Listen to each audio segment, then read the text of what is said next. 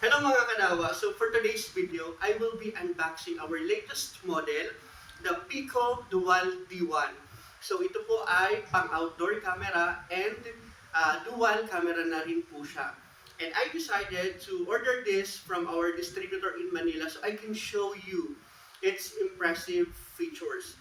So kung titignan po natin sa side ng kahon, makikita natin dito na meron po itong AI human detection, AI vehicle detection, at auto tracking. Auto tracking means maaari po nitong i-track ang kanyang target, especially kapag meron pong dumaan na human.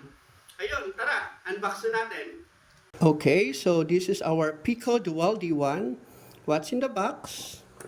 Siyempre, meron tayong ayan, ang ating Pico Dual D1 camera.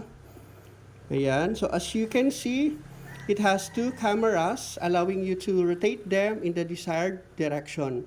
So pwede po natin itong ikutin, left and right.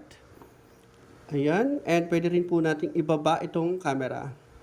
Ayan, and yung taas ng camera naman, maaari po natin itong itaas or ibaba ng konti.